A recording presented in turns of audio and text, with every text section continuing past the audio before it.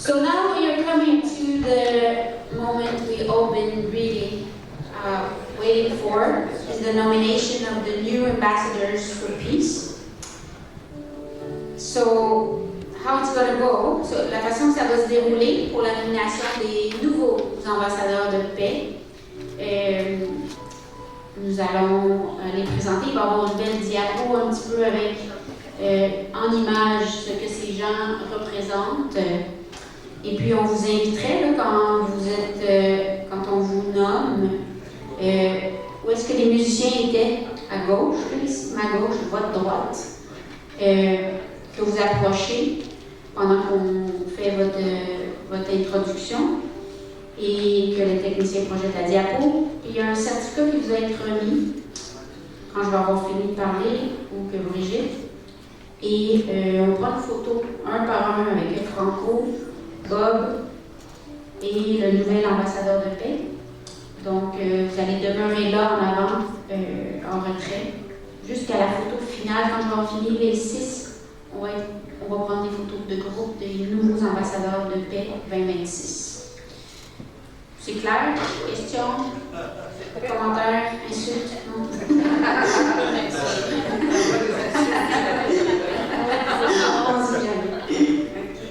D'accord. Donc, j'invite Brigitte pour représenter notre première ambassadeur. Il y a des personnes qui ne font pas juste parler de paix, mais elles le font ressentir à travers leur voix, leur présence. Et leur cœur. Aujourd'hui, la Fédération pour la paix universelle a le privilège d'honorer une jeune femme absolument remarquable. Dès son plus jeune âge, Christina Maria Abou-Akel chantait déjà. Mais... c'est ça? Je continue? Voilà. Mais très rapidement, sa voix est devenue bien plus qu'un talent. À seulement 14 ans, elle était déjà reconnue comme ambassadrice auprès des jeunes au Liban pour son engagement et son influence positive. Installée au Canada, elle a touché le cœur du public à la voix, où elle a marqué l'histoire de l'émission avec le plus haut taux pourcentage de vote en 10 ans.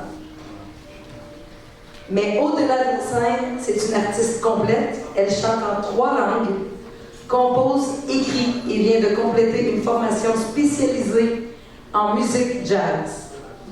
La paix, ce n'est pas justement seulement des mots, c'est une vibration, une influence, une capacité à toucher les cœurs et élever une génération.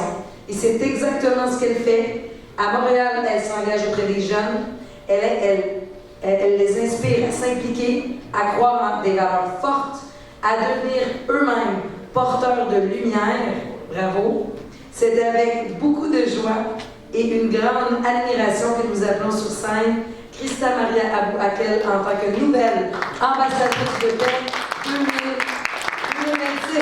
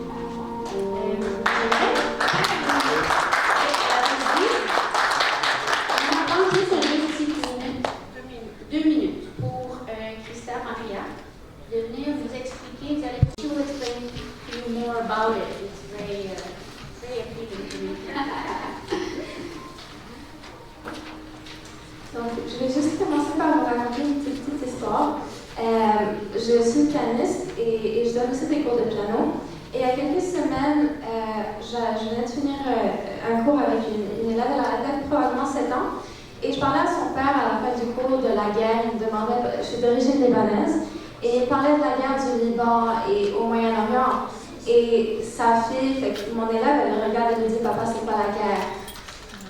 Et ça m'a vraiment touchée, ça m'a bouleversée parce que peu à quel point il y a des enfants qui vivent, en fait, qui essaient de survivre sous les bombes, puis nos enfants ici qui sont protégés de tout ça. Et ça m'a vraiment parlé et vexée, en fait. Et je veux essayer du plus que je peux faire le bien dans le monde, j'essaie d'aider les enfants. Et c'est pour ça qu'avec la fédération, on organise un événement. En fait, les informations sont sur la feuille. Vous pouvez les trouver. C'est le vendredi 29 mai à 19h30 à l'Embassy Plaza. Et tous les fonds vont aller directement à la Croix-Rouge au Liban qui vont aider les enfants et les personnes qui n'ont plus de maison, en fait. Donc, j'espère vraiment vous y voir et merci pour votre temps. Merci. Ladies and gentlemen, every now and then we meet people who don't just talk about faith, they live it. Pardon? Ah oui, excuse-moi. Yes. Okay, so they don't just talk about it, they live it. They carry it. And they multiply it to others. And sometimes, if we're truly blessed, we don't just meet them, we get to know them. It's with great joy and honestly a very full heart that I introduce to you two very precious people in my life. A couple in ministry, a couple in purpose, and very clearly a couple in calling. Efa Brilliant Efon and his wife Faith Efon are the senior pastors and founding missionaries of the Witness of the Truth International Mission with churches across Africa, Europe, Canada, United States. So yes, when we talk about global perspective, they truly qualify. Together, they have dedicated their lives to building people, not just in faith, but in purpose, raising leaders, strengthening communities, and helping individuals step into what they believe is their divine destiny. Apostle Efon brings over 25 years of pastoral leadership. And what I personally find fascinating is that he began as a microbiologist and then made a full transition into transforming lives at a completely different level. And standing right beside him, Pastor Faith Efon, a woman of strength, compassion, and clarity, who after training as a nurse, chose to dedicate her life fully to ministry, with a deep passion for empowering women and building leaders through faith, prayer, and action. Together they don't just preach, they build, they guide, they uplift, and what they carry is not only a message, it's an invitation. An invitation for each one of us to grow, to rise, and to become more aligned with who we are truly meant to be. And I can tell you from personal experience, you are in for some very special things with them. Please join me in giving a very warm welcome to Apostle Efa Brilliant Efon and Pastor Faith.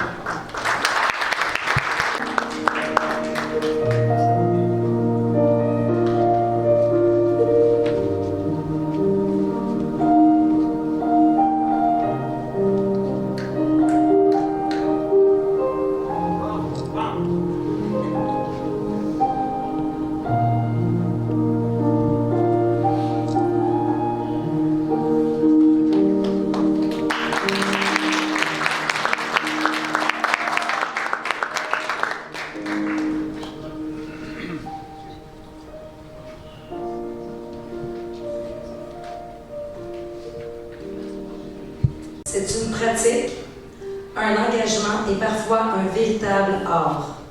Dialoguer, c'est être capable de travailler ensemble, même lorsque les points de vue sont différents. Et c'est précisément dans cet espace que notre prochain invité a évolué tout au long de sa carrière.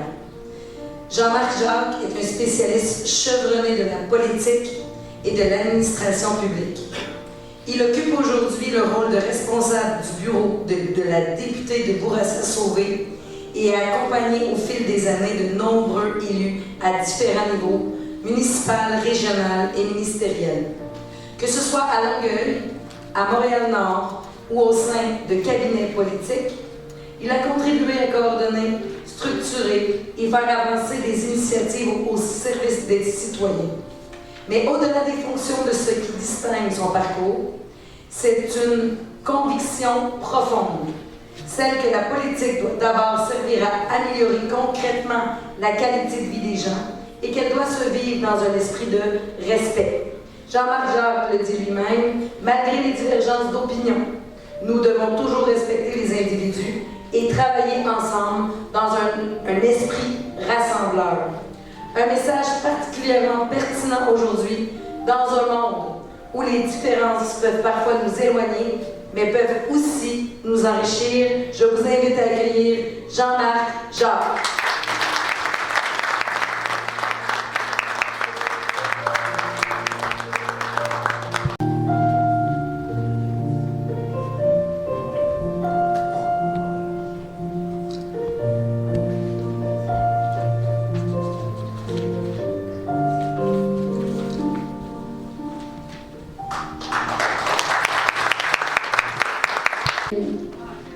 Qui ne parlent pas de la paix comme un idéal lointain, mais qui choisissent de la vivre chaque jour.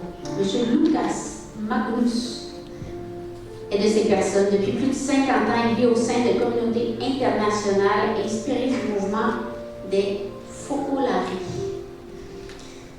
Très inspirant comme mouvement, un mouvement fondé sur une intuition simple, mais très exigeante en effet, que tous soient un. Une unité qui ne nie pas la différence, mais qui les traverse au fil des années. Lucas a accompagné des jeunes et des adultes dans plusieurs pays. On parle de l'Europe, le Moyen-Orient et ici même au Canada, en les formant à ce qu'il appelle la fraternité universelle.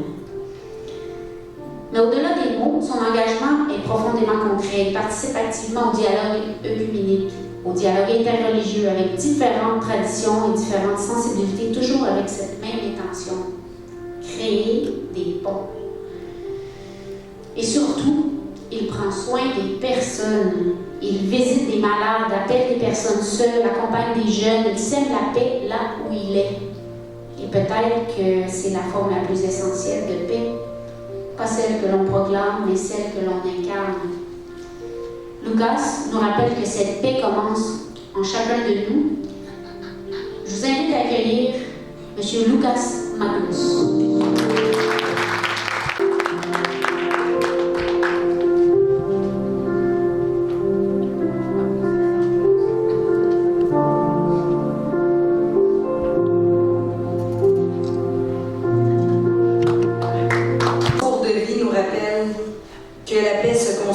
À travers les rencontres, les passages et les engagements que l'on choisit de porter. Notre prochain invité incarne très bien cette richesse. Originaire de Casablanca au Maroc et établi au Canada depuis plusieurs années, Omar Messioun est un homme de famille, mais aussi un homme profondément engagé dans la société dans laquelle il évolue. Son parcours professionnel est à la fois diversifié et solide. Ayant débuté dans le domaine de la publicité comme graphiste designer, avant d'occuper aujourd'hui un rôle de gestionnaire au sein d'une importante entreprise manufacturière québécoise, mais ce qui est particulièrement remarquable, c'est sa quête constante de compréhension. En parallèle de son travail, il poursuit un parcours académique, exigeant, actuellement au doctorat, après avoir complété des études en anthropologie et en histoire de l'art, un chemin qui reflète une volonté profonde de mieux comprendre les cultures, les identités et les réalités humaines. Et cette compréhension, il la met en action. Depuis son arrivée au Canada, il s'implique activement dans plusieurs organismes communautaires, contribuant à bâtir des liens, à soutenir et à rassembler. Un engagement qui a d'ailleurs été reconnu à plusieurs reprises par des distinctions honorifiques remises par des représentants politiques des 3 niveaux de gouvernement. Mais au-delà des reconnaissances, c'est l'intention qui inspire, celle de contribuer là où il est. Je vous invite à accueillir chaleureusement Omar Messioun.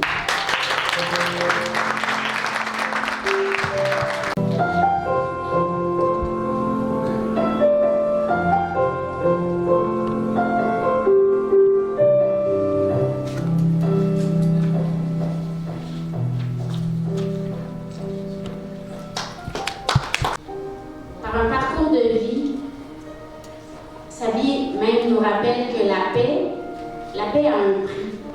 Un prix fait de présence, de courage et parfois de choix profondément exigeants, de beaucoup de sacrifices. Le père Saint-Arnaud est un de ces hommes qui ont choisi de répondre pleinement. Son chemin commence entre autres à Fribourg, ou, comme je dirais, Fribourg. Je vous laisserai le soin de le dire. En Suisse, un lieu qui m'est aussi très cher et qui a marqué une période de ma vie particulièrement précieuse. C'est là qu'il a entrepris son engagement missionnaire avant d'être envoyé en Afrique. Il vient de la Tuque, là, tu sais, c'est quand même... Et en Afrique, il vivra pendant plusieurs années au cœur des réalités humaines profondément marquées par les conflits. Au Zaïre, notamment dans un contexte d'instabilité et de tension extrême, il choisit avec ses confrères de ne prendre... il choisit avec ses confrères de ne pas prendre une position. Un choix difficile, mais un choix qui leur permettra de devenir des artisans de dialogue et de faciliter des pourparlers de paix. Par la suite, son engagement le mène au Malawi, puis en Zambie, où il poursuit son travail autour de la justice sociale, de la culture et de la communication. De retour au Québec, il continue de servir avec la même fidélité, notamment à Montréal et aujourd'hui dans le quartier Saint-Roch à Québec. Mais son engagement ne s'arrête pas là. Depuis plus de 36 ans, il porte aussi un combat profondément personnel en lien avec la tragédie qui a touché sa propre famille. À travers son implication avec Polly se souvient de l'événement de la Polytechnique. Il œuvre pour la protection des femmes, des enfants et pour une société plus consciente, plus responsable. Chez lui, la paix n'est pas une idée, c'est une mission vécue dans le monde, dans l'épreuve et dans une foi profondément incarnée. Je vous invite à accueillir avec respect et reconnaissance le Père Serge Saint-Arnaud.